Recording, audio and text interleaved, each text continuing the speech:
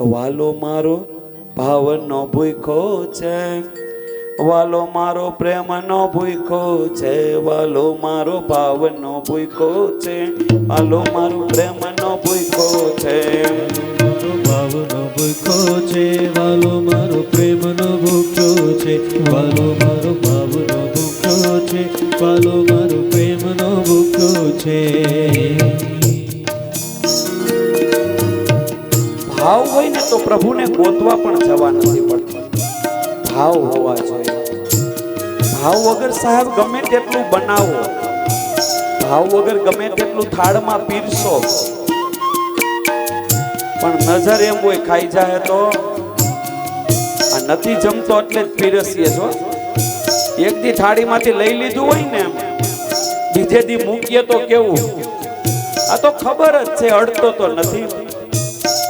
તમે એમ ન કહી શકો પ્રભુ જમતા નથી. એમ આપણે એમ કહીએ ભગવાન જમતા નથી, કઈ ઓછું થતું નથી. દ્રષ્ટાંત સહિત કો ઓછું થાય છે. હાથની અંદર એક ગુલાબ લેવું, ગુલાબ ત્રાજવાની અંદર એ ગુલાબ ને આપણે મૂકીને ચોખી લેવું, પછી પાછું લઈને 1 કલાક સુધી સૂંઘવું. સુગંધ આવે ને સૂંઘી એટલે કલાક પછી પાછું ત્રાજવામાં મૂકી દેવું. વજન એટલો ને એટલો ગુલાબ, સુગંધ આવી કે ન આવી, વજન તો એટલો ને એટલો, તો એટલી ઓછી થઈ જવી જોઈએ ને સુગંધ.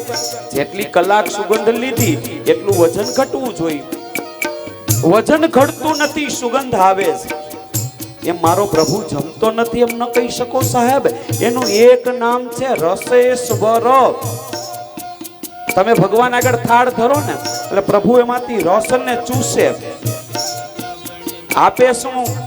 મીઠાશ. એટલે તો સત્યનારાયણની કથામાં લાઈનમાં બેહી જાય, શીરો આવે તો પેલા બીજા અધ્યાયમાં ન હોય તો હાલે, પણ 5મો આવે છે તો આખું પંડાલ ભરાઈ ગયું હોય. હવે એ કે આગળ રવો આવશે. કેટલી મીઠાશ હોય ને કે ભગવાને ખાધો છે એમાંથી, પણ એને ધરો ને એટલે પ્રભુ એમાંથી રસને ચૂસે અને પ્રેમને આપે સાહેબ. એ ભાવ હોય તો ખબર પડે હો, કારણ કે વાલો તો મારો ભાવનો ભૂખો છે. ભાવ ભાલી કોઈ ગરીબ નો તો ત્યાં પણ દોડી જાય, ભાવ ભાલી કોઈ ગરીબ નો તો ત્યાં પણ દોડી જાય. ભાવ વિનાના શ્રીમંત ભલે, ભાવ વિનાના શ્રીમંત ભલે, જ્યાં ત્યાં કોથા ખાય. વાલો મારો ભાવનો ભૂખ્યો રે, વાલો મારો પ્રેમનો ભૂખ્યો રે, વાલો મારો ભાવનો ભૂખ્યો રે, વાલો મારો પ્રેમનો ભૂખ્યો રે.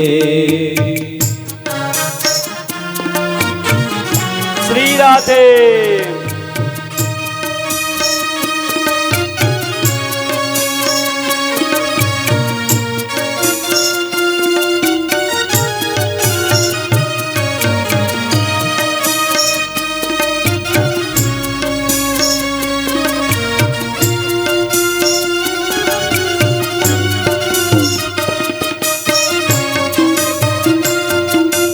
भाव से गाइए.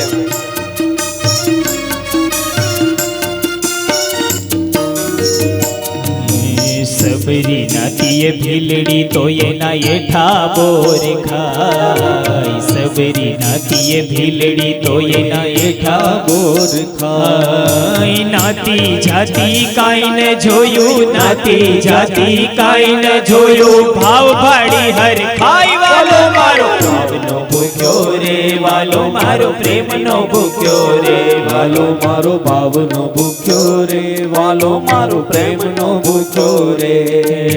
मथुराમાં મેવા મળે માવો જરીએ ન ખાય, મથુરામાં મેવા મળે માવો જરીએ ન ખાય. ગોપીઓ કેરા ભાવથી વાલો, ગોપીઓ કેરા ભાવથી વાલો, માખણ ચોરી ખાય. વાલો મારો ભાવનો ભૂખ્યો રે, વાલો મારો પ્રેમનો ભૂખ્યો રે, વાલો મારો ભાવનો ભૂખ્યો રે, વાલો મારો પ્રેમનો ભૂખ્યો રે.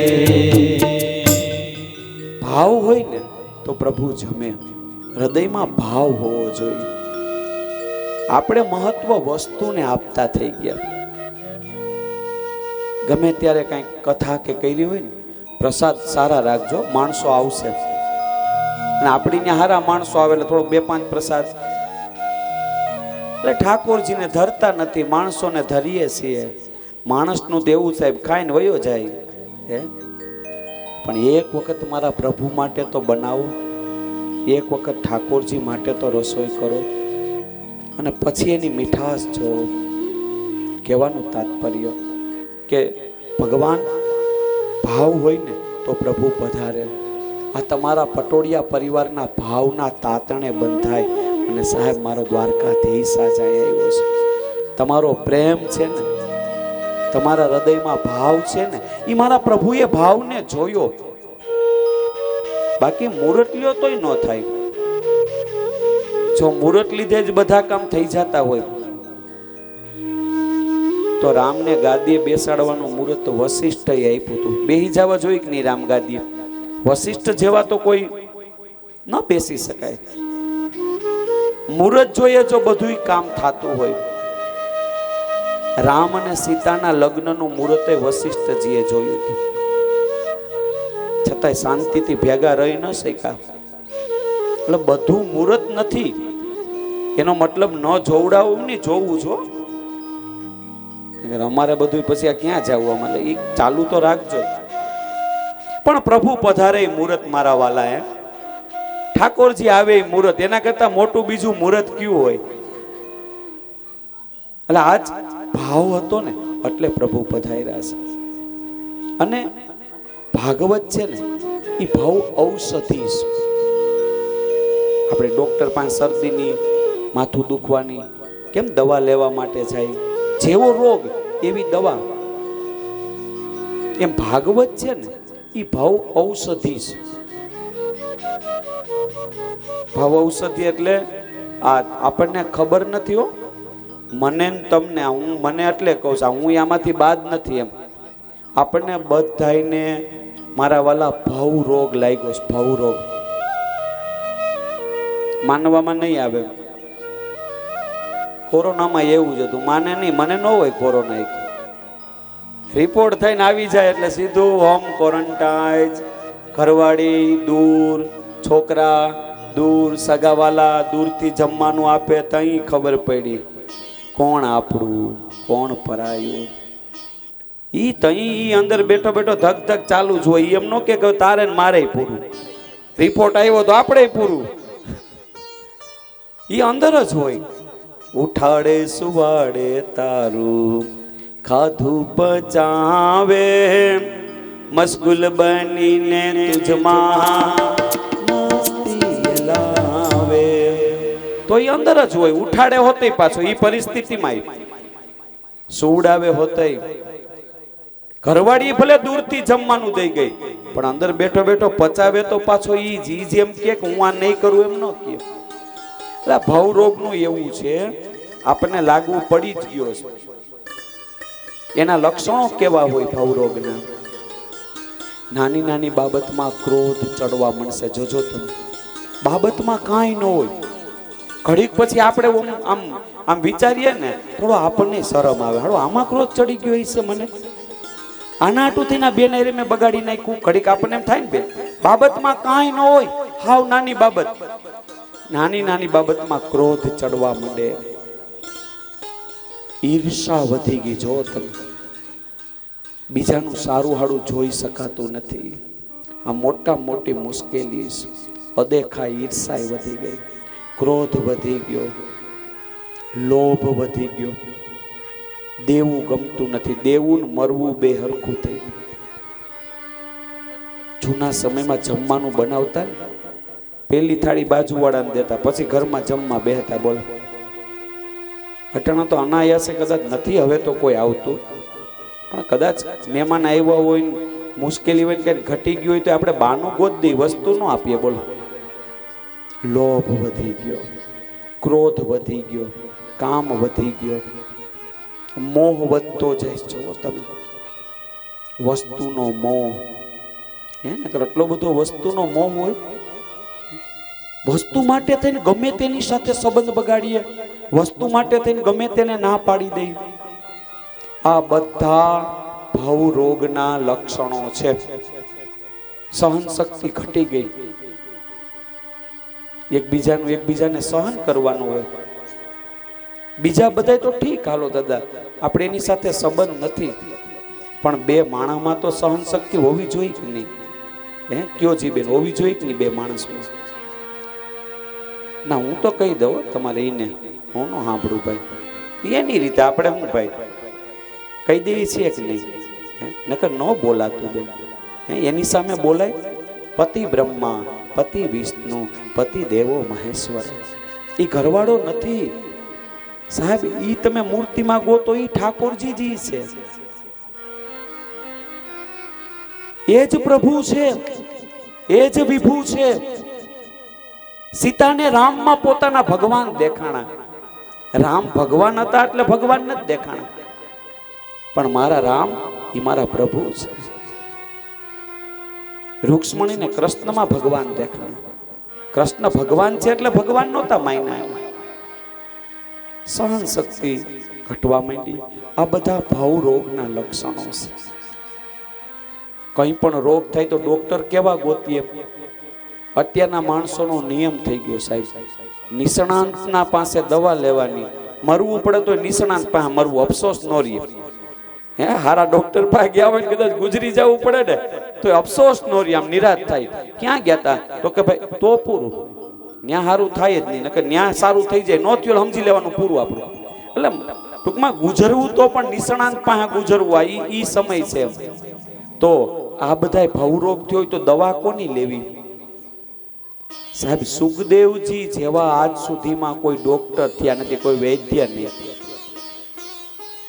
કેવા સુખદેવજી? ડોક્ટર કેવા હોવા જોઈએ? એ રોગ આરે વેર કરે,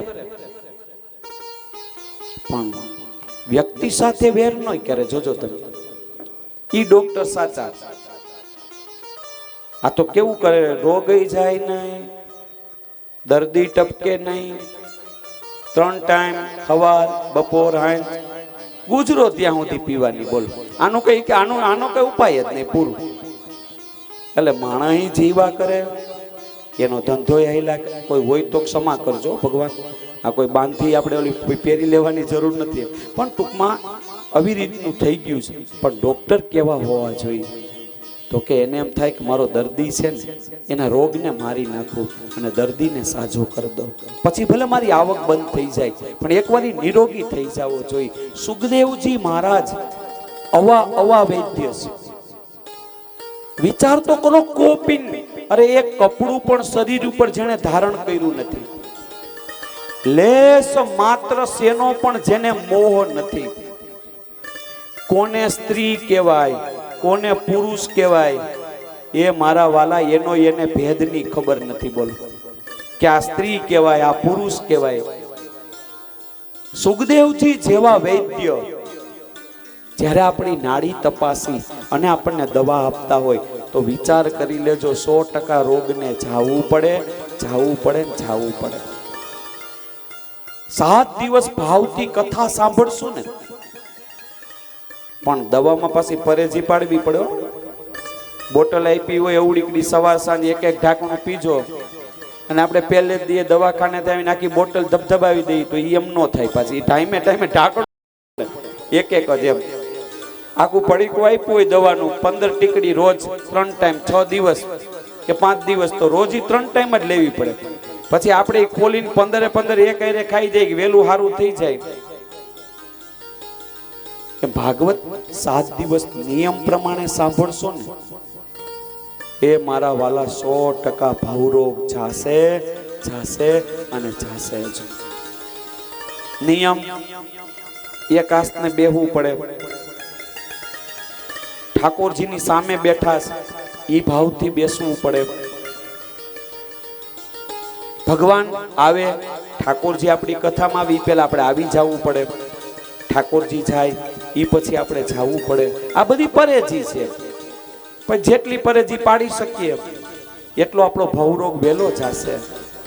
અને આ ભવરોગ કેવો છે ખબર? આ શરીરના રોગ તો એવા છે મારા વાલા કે શરીરમાં અગ્નિદા દઈને બાળી ગયો ને એટલે રોગ ગયો, પછી બીજી જગ્યાએ જન્મ મળે ને ડાયાબિટીસ ભેગી ન આવે. એ તો પછી થોડુંક જમવામાં મંડીએ દાબવા એટલે આવે, પણ ભવરોગ તેવો છે પાછો જ્યાં જન્મ લ્યો ને ભેગો ને ભેગો. બોલો ગમે તેટલા જન્મ લ્યો આ ભવરોગ સાથે ને સાથે આવે છે. માટે ઠાકોરજી ભગવાન જેવા એવા દિવ્ય આપણને આ અલૌકિક નશો પાવા માટે થઈ તો ભાવથી ભાગવતને સાંભળશો. અને રામાયણ અંદર પણ સાહેબ તુલસીદાસ બાબાએ કીધું પ્રથમ ભગતિ સંતન કર સંગા. પેલી ભક્તિ કઈ તો કે સંત પુરુષનો સંગ કરો. તો સંત કોને ગણવા? આપણે સંત કોને કહી? કેસરી ભગવો પહેર લીધો હોય, જટા વધારી લીધી હોય, દાઢી વધારી દીધી હોય, સંસારને છોડી દીધો હોય, આશ્રમ બનાવીને રહેતા હોય, આપણે કહીએ સંત. પણ સાહેબ સંતના લક્ષણો શું? એ તો એનો બાહ્ય પોશાક થયો, ડ્રેસ થયો, પોશાક થયો, ઓળખાણ થઈ. જેના જીવનમાં તિતિક્ષા હોય, જેના જીવનમાં કરુણા હોય, જેના જીવનમાં દયા હોય, જેના જીવનમાં ભગવાનની ભક્તિ હોય, આને કહેવાય સંત. કઈ આશ્રમ બનાવી લે, જટા વધારી લીધી એટલે કઈ સંત નથી થઈ જવાતું. એ મારા વાલા ભગવામાં શેતાન હોય, સમજી લેજો. આ અને છાપામાં આવે જ છે, આપણે કઈ જાજુ ખોલવું નથી.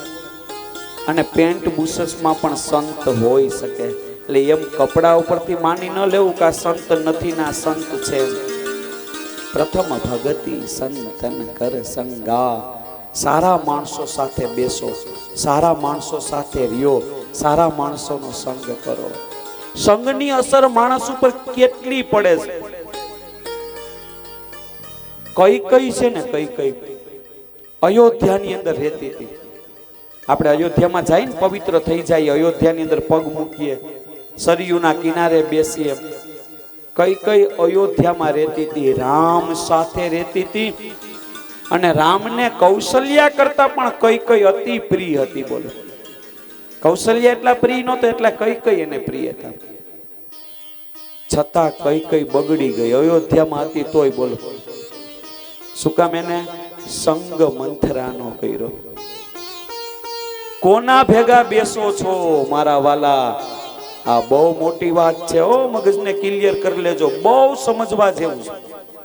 આપણને એમ થાય ભાઈ એની અરે બેહવા હું વાંધો ભાઈ. ઘણા એમ કે એને મિત્ર ન બનાવતા હો. એટલે આપણે શું કે ભાઈ આપણે ક્યાં એની જિંદગી કાઢવી, આપણે કલાક બેઠા હોય.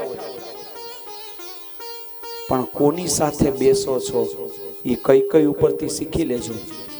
બેનપણી પણ એવી ગોતવી બેન કે જે આપણને ધર્મના રસ્તે લઈ જાય, આપણને ભગવાનના રસ્તે લઈ જાય. એ મારા વાલા જન્મતાની હારે કોઈ દી કોઈ છોકરું બગડેલું જન્મે. સંગ જેમ થતો જાય ને એમ બગડતો જાય સંતાનો. માટે સંગ સજ્જન ન કરો. આ પેલી ભક્તિ. વિભીષણ લંકામાં રહેતો હતો. બધાય રાક્ષસો, બધાય પાપી, બધાય દુરાચારી. આખી લંકામાં એક વિભીષણ જ એવો હતો કે જે પવિત્ર હતો. આખી લંકામાં રહેવા છતાં વિભીષણ બગડો નહીં. બોલો એ ભગવાનનો ભક્ત થયો. એટલે કોની સાથે બેસો, કેવી રીતે રહ્યો, આ બહુ મહત્વની વસ્તુ છે. દુસરી રતિ મમ કથા પ્રસંગા. આ હું તમે જે કથા સાંભળીએ છીએ ને, આ ભગવાનની બીજી ભક્તિ છે. લ્યો આપણને એમ થાય વ્યવહાર છે એટલે આવ્યા છીએ બેહવું પડે, પણ તોય ભગવાન તો એમ કહે કે તમે મારી બીજી ભક્તિ કરી રહ્યા છો. પેલા તો પેલી ભક્તિ જ છે, કર સંતન સંગા. બધા વૈષ્ણવો હરિભક્તો કથા પ્રેમીની વચ્ચે બેઠા છે.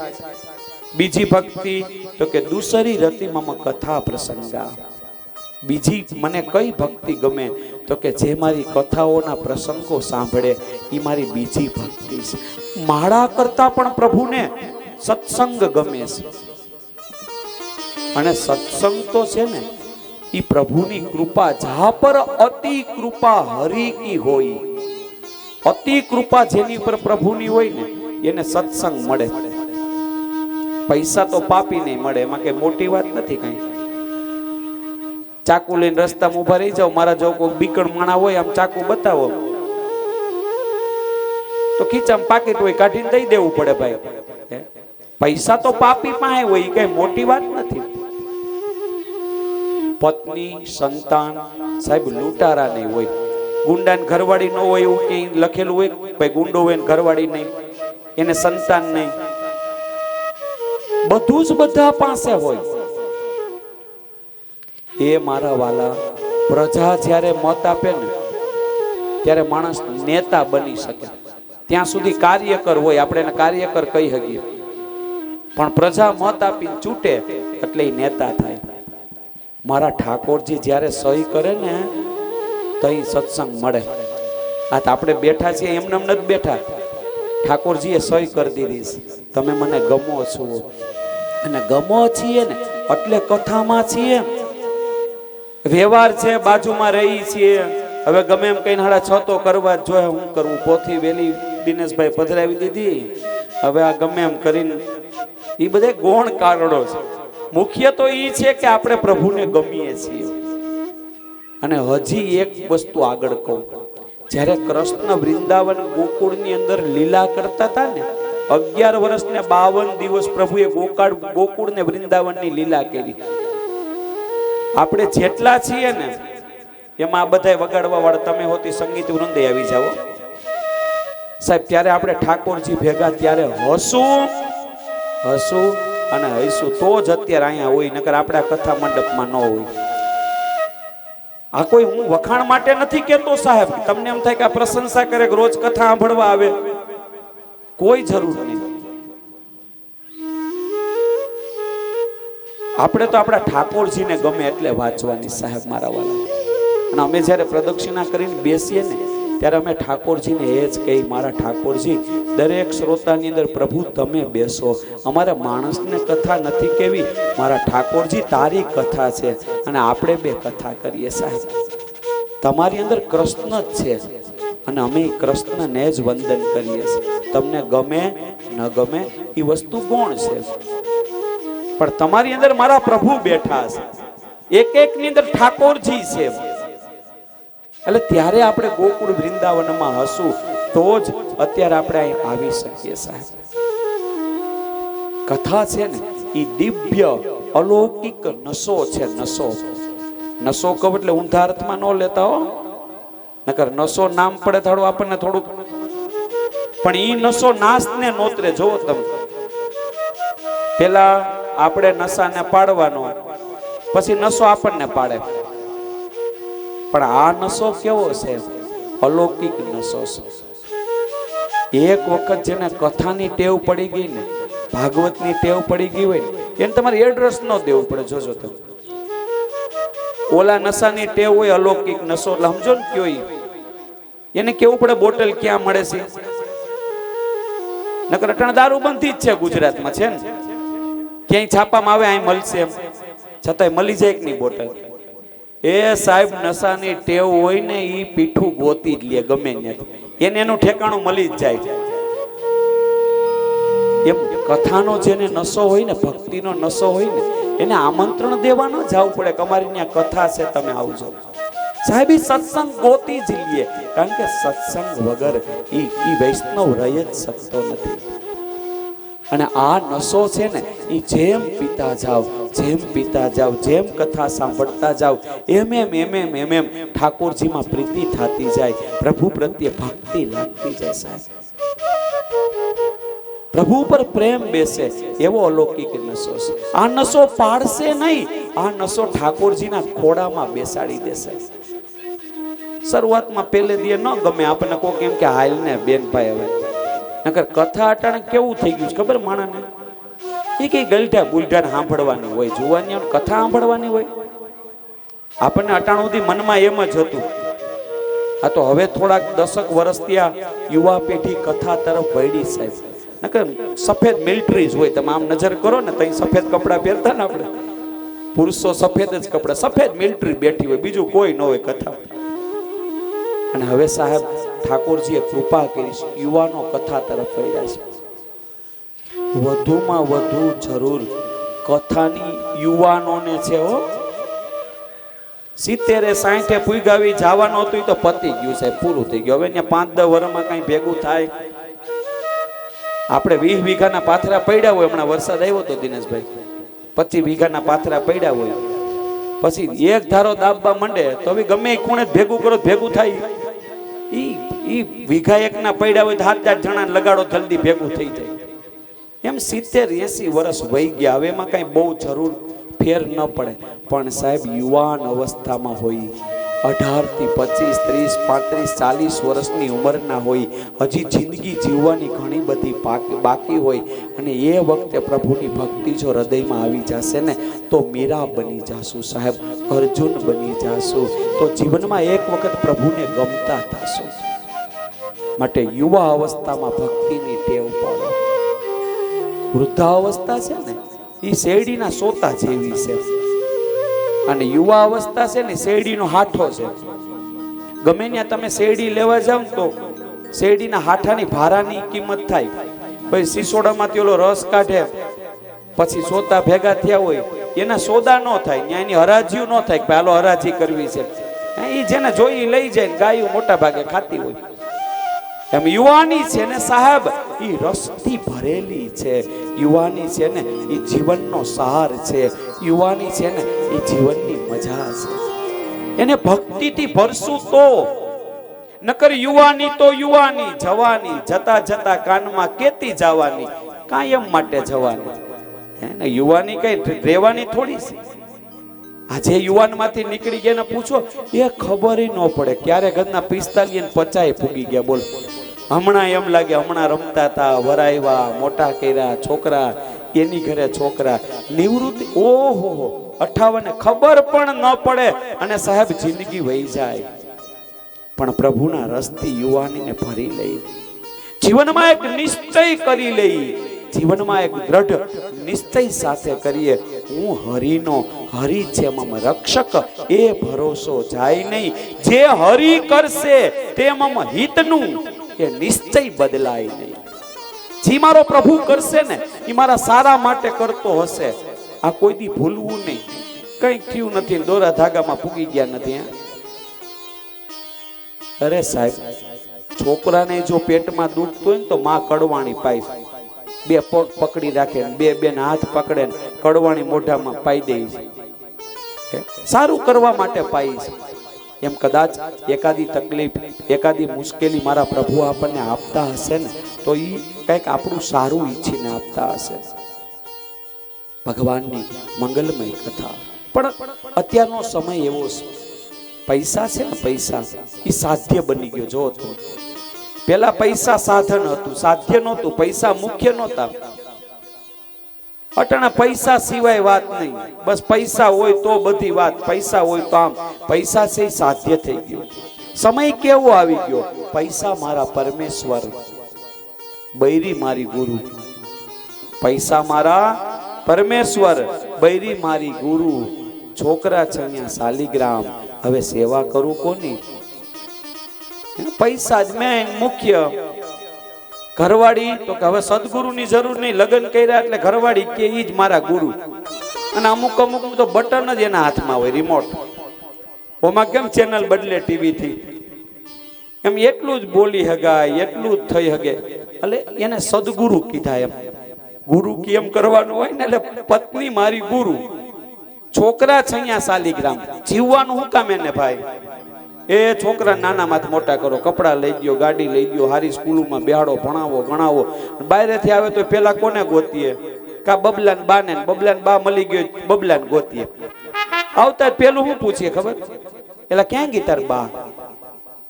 પણ કોઈ દી આવીને ઠાકોરજીને કીધું, પ્રભુ એમ કેમ આવી ગયો છો?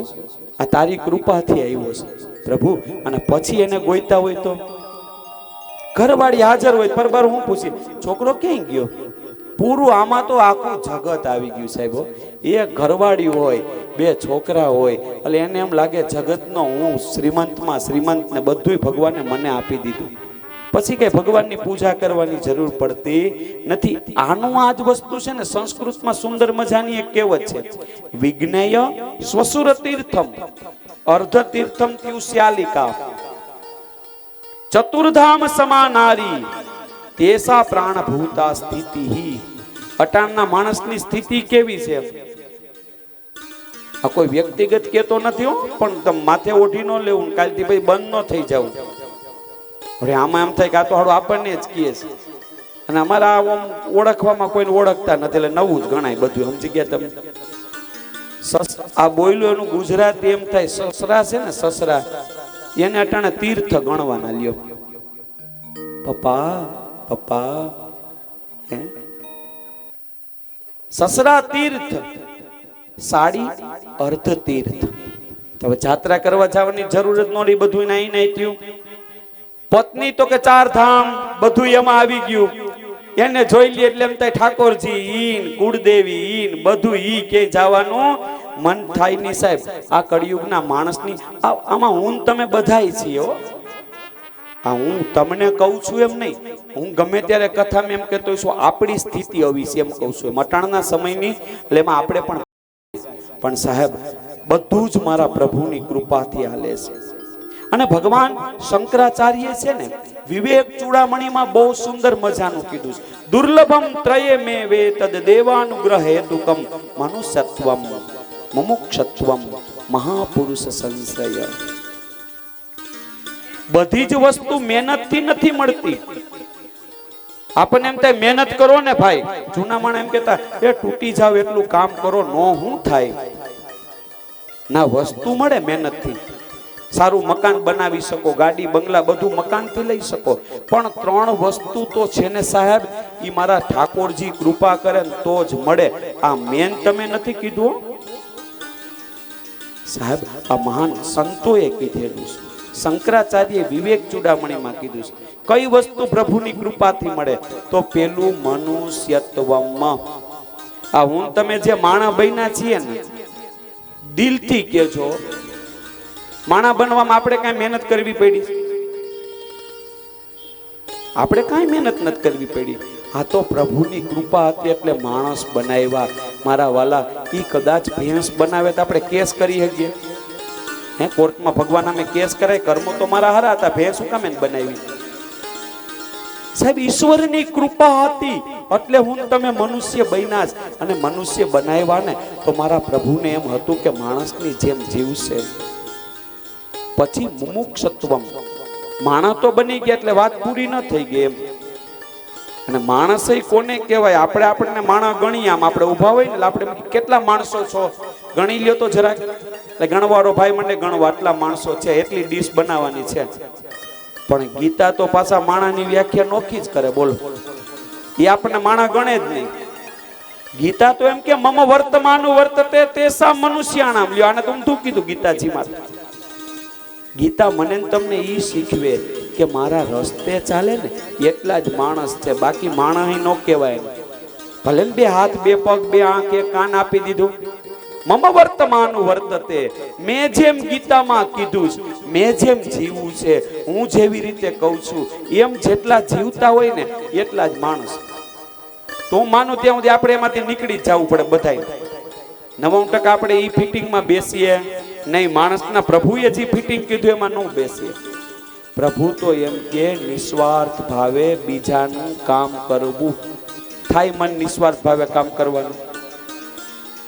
પ્રભુ તો એમ કે મને યાદ ન કરે તોય હું ખાધું પચાવું. બોલો, હવે આપણને કોઈ નોતરું ન દીધું એને જવું પડ્યું, બિચારો પાછળથી મનાવાયું હોય ને, પેલા કેવું પડે, હવે નો ભેગું થાય. અને કદાચ મનુષ્યત્વ, કદાચ માણસ બની ગયા તો બીજી વસ્તુ મુમુક્ષત્વમ. આ બહુ દુર્લભ વસ્તુઓ છે.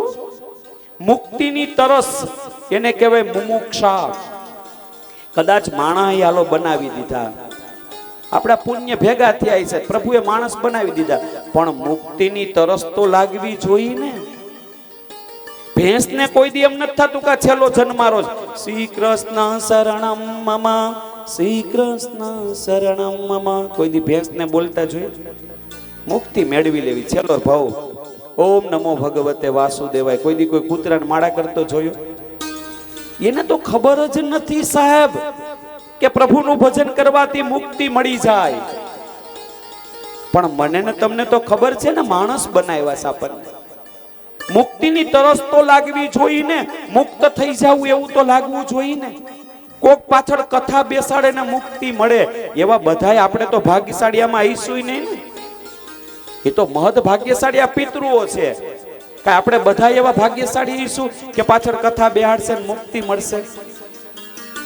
અને આમ પણ સાહેબ કોઈ એમ કે આપણને જા બચ્ચા, આપણે ઘણીવાર સંતો પાસે બહુ બેહીએ, માથે હાથ મુકાવીને કઈ કહી દો, અમને આશીર્વાદ દઈ દો. એ શું કે ખબર, જા બચ્ચા તેરા કલ્યાણ હો જાયેગા. અને આપણે નાચવા માંડીએ. એ મારા વાલા, કોઈના કહેવાથી કોઈનું કલ્યાણ ન થાય હો. આ હું નથી કહેતો, આનું પ્રમાણ તમને જે વાત કહીશ ને પ્રમાણ સાથે કહીશ. ગીતામાં ભગવાને અર્જુને કીધું, અર્જુન તારો ઉદ્ધાર તો તારે કરવો પડે. તો આમાં ગણવું હું, કોઈ એમ હાથ મૂકીને કહી દે જા કલ્યાણ થઈ જાય. તો સાહેબ ગીતા ગાનાર કૃષ્ણે તો અર્જુનને કીધું, રાહમાં ન રહેતો, હું તારા ભેગો છું, તારો મિત્ર છું, એટલે તારું કલ્યાણ તારે કરવાનું. મુક્તિની તરસ લાગવી જોઈએ સાહેબ. ભગવાનની તરસ એ ભક્તિ, અને મુક્તિની તરસ એનું નામ મુમુક્ષા. કદાચ મુક્તિની તરસ લઈ ગયા, હાલો એમ થયું મુક્તિ મેળવી લેવી, હાલો તો મુક્તિ દેવા વાળું તો કોક મળવું જોઈએ ને. મહાપુરુષ સંશ્રય, કોઈ એવા ભાગવત સ્વરૂપે પધારે અને આપણને મુક્તિ અપાવે. સાહેબ મનુષ્યત્વ, હું ને તમે જે માણસ બન્યા છીએ ને, આ કેવડી મોટી દેન છે એ ખબર નથી હો આપણને. સ્વર્ગમાં દેવતાઓ ભગવાન પાસે લાઈનમાં ઉભા હોય, વેઇટિંગ હોય, વેઇટિંગ. બધાય દેવતાઓ લાઈનમાં ઉભા હોય. ઉભીને શું પ્રભુને પ્રાર્થના કરે ખબર? હે ભગવાન, પૃથ્વી પરના માણસ બનાવ. હે ભગવાન, અમારે દેવ નથી થાવું, અમને પૃથ્વી ઉપર મોકલ, માણસ બનાવ. દેવતાઓને માણસ થાવું અને આપણે દેવ થાવું. બોલો, બધાયને પૂજાવું, બધાયને દેવ થાવું. આ દેવ થવાની ઓળ છે, માણા થવાની કે ઓળ જ નથી લાગતી. સારું માણા થાવું એવું ક્યાંય તમને જોવા નહીં મળે. જો દેવ જેવા થાવું છે, દેવ થવાની ચિંતા કરવાની જ નથી હો. દેવ તો આમે જો 60-70 વર્ષ ગમે એવું માણસ જીવીને ગયો હોય, બરાબર સાંભળજો, ગુજરી જાય એટલે આપણે શું કહીએ? દેવ થઈ ગયા. કે પિતૃ દેવા, મળદાને અડી લઈ તો કે સુકન, હામું મળે તો કે સુકન, હે એના દર્શન કરીએ તો કે સુકન. જો મૃત્યુ દેવ બનાવી દેતું હોય તો મારા વાલા દેવ બનવા મથવું હુકમે જોઈ. મર્યા પછી તો અમે દેવ જ થવાના છીએ. ક્યારેક સ્મશાનમાં બેઠા બેઠા સાંભળજો, બેનોને ન આવવાનું થતું હોય, તમને ન ખબર હોય, આ પંગતને ખબર હોય. આમ અગ્નિદા દઈને ચિતા દીધી ને પછી બેઠા હોય 5-5 ના ઝુમખામાં, અને વાતું થતી હોય, ભાઈ ઓહો હો બહુ સારું જીવીને ગયો, ભલે કઈ પી લેતો પણ માણસ બહુ સારો ભાઈ, એના જેવો માણસ ન થાય. અરે ગમે એવો ગુજરી ગયો હોય ને સાહેબ, સ્મશાને દેવ થઈ જાય. બોલો, કોઈ માણસ એનો નબળો શબ્દ ન બોલે, કોઈ માણસ એના વિશે ખરાબ ન કહે. બેનોમાં બેઠા હોય ને ખરખરે કરવા માટે થઈને જાવ બેન, કોઈ દી કોઈ કીધું અમારા બહુ રમી રમીને ગયા એમ? કેવા વખાણ કરીએ. ઓહો હો, એ મૃત્યુ દેવ બનાવી દે તો દેવ થવા માટે મથવાની જરૂર નથી. મારા વાલા, માણસ થવા માટે મથીએ ને તોય ઘણું છે. મર્યા પછી દેવ તો થઈ જ જાવું, માણસ બનવાનો પ્રયત્ન કરીએ. મુમુક્ષત્વમ મનુષ્યત્વમ, મુક્તિની તરસ લાગવી જોઈએ સાહેબ. જે માણસ જમી લીધું ને એની પાસે તમે ગમે એવા થાળ ધરો ને, એ તમારું જમવામાં એનું ચિત્ત ન હોય, જોજો તમે. પણ ભૂખો માણસ હોય ને, ટાઢો રોટલો ને શાક ઘરે માગવા વાળા આવ્યા હોય ને, તમે કાંઈ નહીં આપો ને એમ કહેવો ને કાંઈ નથી કાંઈ, એટલે હું કે ખબર, એ બેન ટાઢો રોટલો પડ્યો હોય તો આપને, અને તમે ટ્રાય કરેલી છે, રોટલો ને અથાણું તમે આપો ને બેન, અને તમારા આંગણે બેન ખાતો હોય તેને મજા આવતી હોય. આપણને એમ લાગે કોઈ સારી 5 સ્ટાર હોટલમાં જમવા બેઠા હોય તો એવી મોજ ન આવે, પણ એને ભૂખ લાગી, સાચા અર્થની ભૂખ હોય ને તો જ ખબર પડે સ્વાદની સાહેબ. એ મુક્તિની તરસ ક્યારે લાગે? તો કે સાચા અર્થની અંદર મુક્તિની તરસ લાગે તો થાય. એક મોટું શહેર હતું, એમાં રાષ્ટ્રપતિ આવ્યા. રાષ્ટ્રપતિએ છે ને મોટું જેલ કેદખાનું હતું, એની મુલાકાત લીધી. બધા કેદીઓને બેસાડીને પ્રવચન આપ્યું. એ કે તમને સજા કરીશ ને, એ સજા તમે કામ કર્યા એની સજા નથી હો, પણ તમને સુધારવાનો અવસર આપ્યો છે. પછી રાષ્ટ્રપતિ બધી એક કોટડીની અંદર ગયા, કેદીની મુલાકાત લીધી. એક કેદી કે રાષ્ટ્રપતિ કે બોલો તમારે કાંઈ જોઈશ? તો કે હા, લાઇટ એક જરાક રાતે બંધ કરી દે, ચાલુ રખાવે એવું કહી દો ને. રાષ્ટ્રપતિ કે ઓકે હાલો. બીજી કોટડીમાં ગયા, તારે કાંઈ જરૂર ભાઈ? તો કે પંખો થાવ ધીમો હાલે છે, ઉનાળો છે, પંખાની કંઈક નવી વ્યવસ્થા. રાષ્ટ્રપતિ કે લખી લ્યો, પંખો નવો બદલી જવું જોઈએ. ત્યાં પંખો પર બરો બદલી ગયો. ત્રીજો જણો કે આ એક કોટડી છે ને, આ જેલ, એમાં કલર બલર ઉખડી ગયો, નકરા બધા ફરતી બાજુથી જીવડા, આ કોટડીને જરાક રંગાવી દો ને. રાષ્ટ્રપતિ કે ઓકે હાલો, કોટડી રંગાવી દીધી. એક જણો કે છાપુવામાં મગવી દો ને, તો હું છાપાનું બહુ મને ટેવ છે, તો મને મજા આવે. રાષ્ટ્રપતિ કે હાલો આ કોટડીમાં છાપો. છેલ્લી બધાની મુલાકાત લેતા લેતા છેલ્લી જેલમાં કોટડીમાં પૂગ્યા. ત્યાં જન્મ ટીપની સજા વાળો એક કેદી હતો. જન્મ ટીપ એટલે સમજો ને, છૂટવાનું જ ન હોય ને, એમાં રહેવાનું હોય. કેદીને કે બોલો તમારી કાંઈ ઈચ્છા? કેદી બે હાથ જોડીને રાષ્ટ્રપતિને કીધું, તમે તો ફાંસીની સજા આપી હોય ને, ફાંસીને, એને મુક્તિ આપી શકો એવડી સત્તા છે તમારી પાસે, તો મને તો જન્મ ટીપની સજા છે, મને આ સજામાંથી મુક્ત કરી દો. હું જિંદગીભર ખરાબ કામ નહીં કરું, નિત્ય દેશને ઉપયોગી થાય એવું જીવન જીવીશ. સાહેબ, રાષ્ટ્રપતિએ સહી કરી દીધી. જન્મ ટીપના કેદી જે હતો ને, એની મિનિટે છૂટી ગયો. બોલો, આપણું એવું જ, ભગવાન આપણને પ્રસન્ન થાય ને એટલે આપણે માગીએ શું ખબર? છોકરાને ડાયો કરી દેજો, ભગવાન કે ડાયો જા. એને પરણાવી દેજો, ભગવાન કે પરણાવી દો. કેવી વસ્તુ માગીએ ખબર? તુચ્છ વસ્તુ માગીએ. કોઈ દી કોઈએ પ્રભુને કીધું પ્રભુ મુક્તિ આપો, જન્મ મરણના ચક્રમાં પાછું પડવું જ ન પડે. સાહેબ, આપણે નહીં માગીએ. મુક્તિની સાચી તરસ તમને ને મને લાગી નથી. મનુષ્ય દેહ છે ને લોઢું, અને દેવ આપણે કરીએ ને ચાંદી. લોઢાને પારસમણી અડાડો ને તોય સોનું થાય, ચાંદીને પારસમણી અડાડજો, ચાંદીનું ચાંદી પડ્યું રહે. એમ ભક્તિનો પારસમણી જો આ શરીરને સ્પર્શ થાય ને સાહેબ, તો આપણે ભગવાનના ખોળામાં બેસી શકીએ. પણ હું ને તમે ભૂલી ગયા છીએ, આપણને ખબર જ નથી કે હું પ્રભુ પણ થઈ શકું. સુંદર મજાની ભગવાનની મંગલમય કથામાં ભગવાનનું મંગલાચરણ કરી અને પછી પ્રભુના પ્રથમ શ્લોક તરફ આગળ વધીએ. સચ્ચિદાનંદ રૂપાય વિશ્વોત્પત્યાદિ હેતવે તાપત્રય વિનાશાય શ્રી કૃષ્ણાય વયમ નમઃ. પ્રથમ શ્લોકમાં પ્રભુને વંદન કર્યા છે. પ્રભુ કેવા છે, કેટલો સુંદર શ્લોક છે. ભાગવતના એક શ્લોક એટલા સુંદર છે, એટલા સુંદર છે કે એક શ્લોક ખાલી સાંભળી લઈને તો પણ પાપનો નાશ થાય.